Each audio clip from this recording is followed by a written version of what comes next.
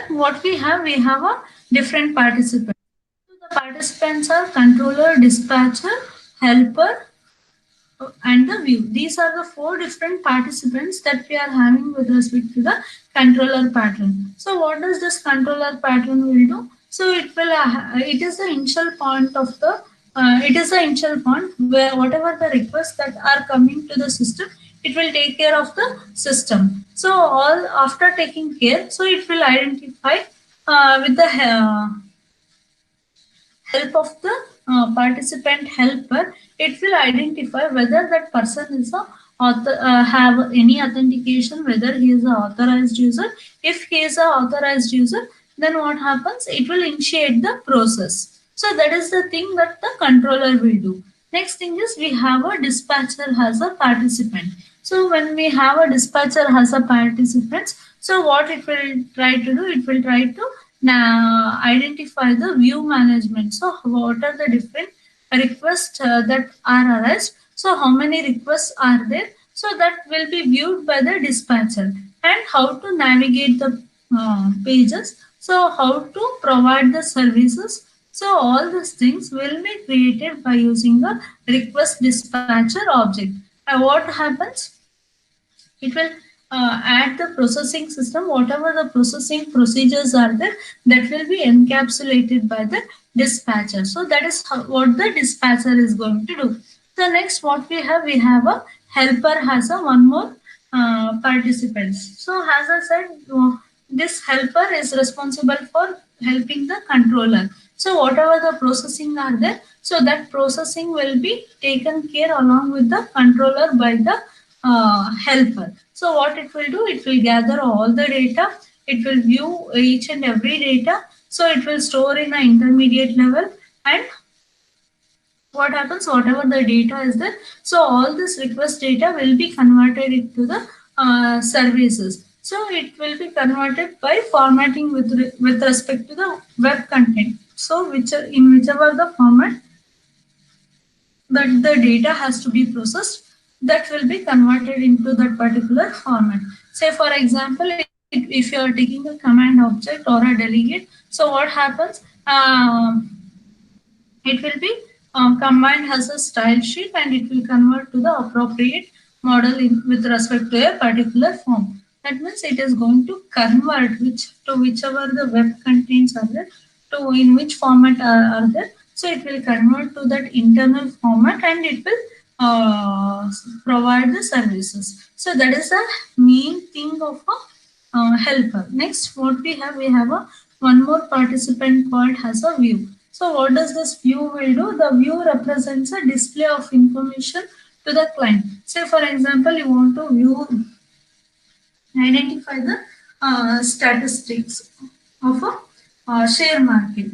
So that will be represented on a home page. So whatever the request, say for example, if a customer want to identify last 3 months stocks, so what is the pricing of that particular stocks with respect to last 3 months. So he want to view that statistics with respect to graph. So that he can select a particular graph, and he can view how the statistics, what was the statistics for past 3 or 4 months. So that will be taken care by the view participants. So what it will do, it will whatever the, as I said, whatever the requests are there, all the requests or all the data will be stored in a model or intermediate layer. So with the help of a helper, whatever the requests are there, it will be converted, and it will send to the system. So whatever the request that has been encapsulated, that has been sent to the system, so what the view will do, it will fetch the data from the model, and it will represent it in a particular format. So either it can be a bar chart, or it can be a pie chart, or it can be a scatter, or whatever the information in whichever way that the user is asking, in that particular manner, the entire data will be stored. So that is the working of a view. So for this program, what we can take, we can take an example of a point of sale. So a customer, a shopkeeper want to develop a computerized application to record the sales. So how, in a particular month, how much of sales has happened for particular product, either in overall point of sale, or it can be based on a product base. Say for example, a company, people will be having the same product. Say for example, it can be a hair oil. So with the hair oil, he has a 10 to 12 different products of hair oil with different manufacturers. So he want to know what is the he want to predict what is the total number of sales that has happened for each and every branded product. So whether to procure next or not to procure next.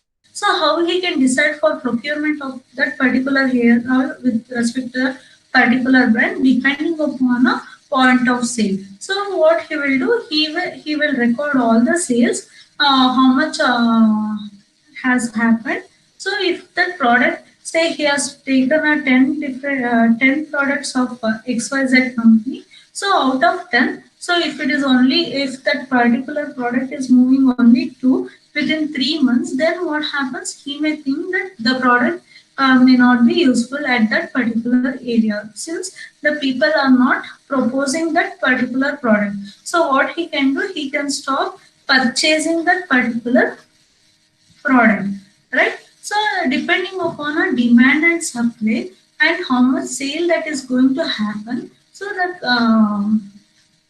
retailer can have an addressing of using the point of sale operation. So here is a example for that. So in a class diagram, what we have a client class, sale controller, sale, and a view.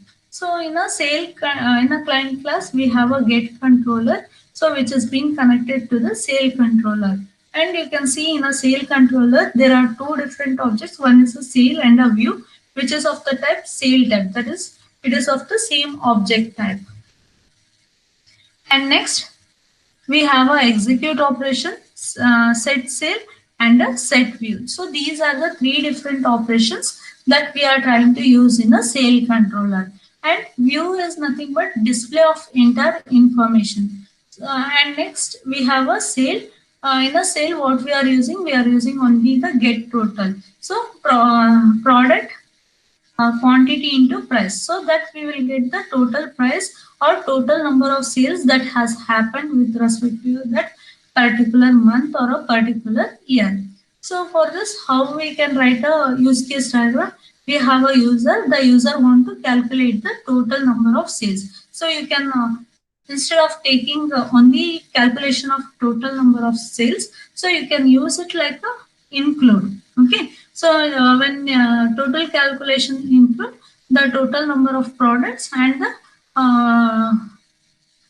quantity and price per unit that can be taken as a use case to calculate the sales. So that can be included here.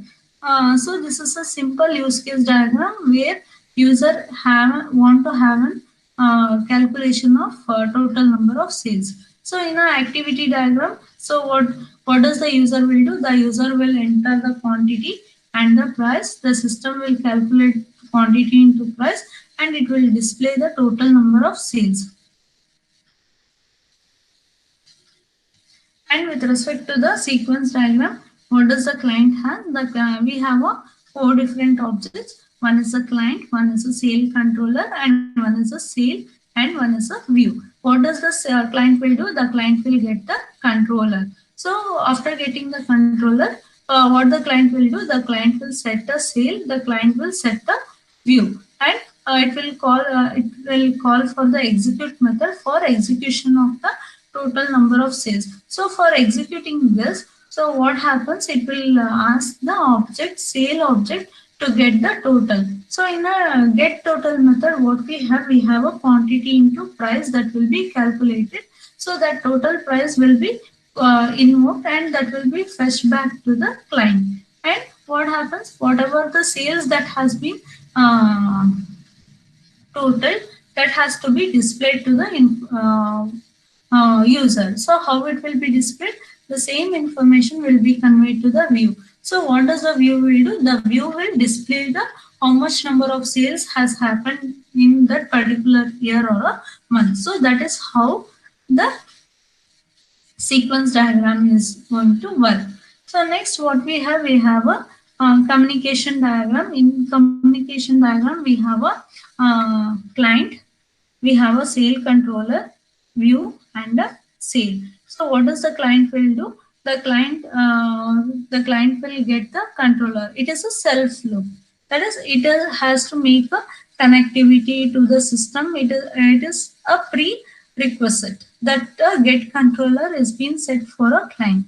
So once that has been done, so what happens? It will call for the set sale, set view, and execute to the set controller. So when it gets a command for a set controller, what the set controller will do? The set controller will in turn will call the sale. What does the sale is having? The sale is having the get total operation. So it will evaluate the total number of, it will evaluate the total price and it will send back the information to the controller. So now what the controller will do? So the controller want to display the information of how much number of sale that has happened. So it will invoke the view method. So when it invokes the view class, so what happens? It will display all the information. So that is how the communication diagram is going to work.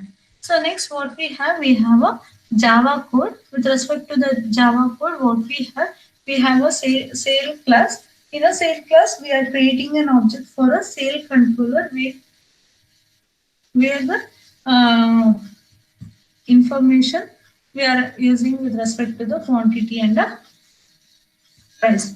So we are trying to indicate that. So here what we need to do in a class diagram for a get total method. So I told you to insert the parameters, right? You need to go to the, you need to select get total in a sale class, double click, add parameters, then you need to add the quantity and price. So if integer float is not working, then you can convert this price into an integer. So find out the product of quantity into price and return it, because we are not displaying any value here. So the return type is a float. If you are using the price as an integer, then change the return type as integer. And next thing is we have a class called view. In a view, what we have a display whatever the total number of sales, that value has been calculated in a sale class, that value has to be displayed. So by using a println statement, we are trying to display the total value. So once that is done, in a sale controller, what we are trying to do, we are trying to use a sale controller. In a sale controller, we have three operations. One is a set sale, set view, and a execute. So in a execute, what we are using, we are passing the parameter quantity and a price. So that quantity into price has to be calculated. So that value is being calculated in a sale class. So through the sale class, this get total method, we are trying to call that operation. So here what happens? That value will be called and the result will be stored in the value will be stored in a result variable. And what we need to do, we need to display this value by using a view. So what we are creating by using the object of view, we need to display the result. So next thing is we have a set sale. So in a set sale class, what we are identifying, we are trying to use a sale class. Sale object will be taken, and whatever the value of sale is there, that will be taken as a current sale. And similarly, set view, whatever the current view that has been displayed, so it has to display based on a current data. Whatever the current data is there, depending upon a current data, it has to present the view. So that is the reason we are passing this view and we are assigning to the current value. So next thing is client class. So the client class is a main class. So for this client class, so what we are using the sale controller. So for the sale control, in a sale controller, what we are using? We are using the sale controller object, and we are trying to get the controller. So for sale controller, we are using the object called as a object we are creating, and we are creating the object for sale and a view. So whatever the set sale and set view are there, so these objects we are passing to it. So when this object is being passed to the set sale and the set view, so what happens, it will return the current sales, whatever the current sales are there, that current sales will be returned. And next thing is we need to in a main function, we need to identify, we have taken a two attributes, that is quantity and a price. So quantity and price has to be taken as a input. So for taking the input, we are using a scanner. So for that scanner, we have created an object. So since quantity we have taken it as a integer, we are taking the scanner dot next int. So what happens, whatever the value is there, so that will be converted to the integer.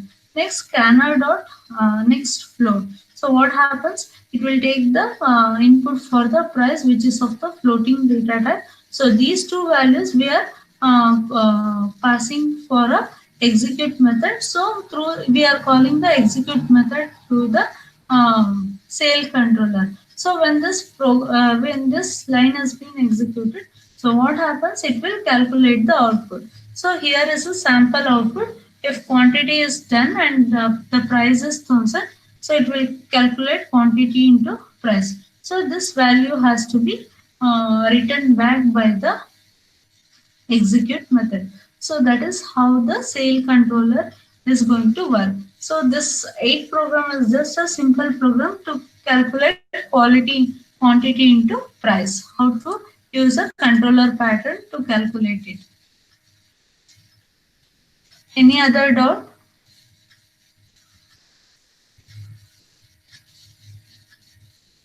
Chaitana, Sridhar? No, ma'am. No? So if you No, have ma'am. any doubts, you can message me, okay?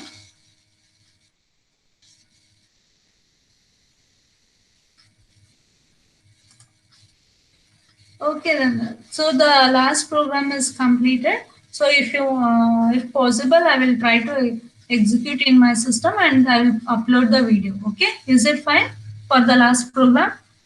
Yes, ma'am. Huh? Okay. I will send you the video later. Okay then. I'm ending the meeting. Okay? Okay, ma'am.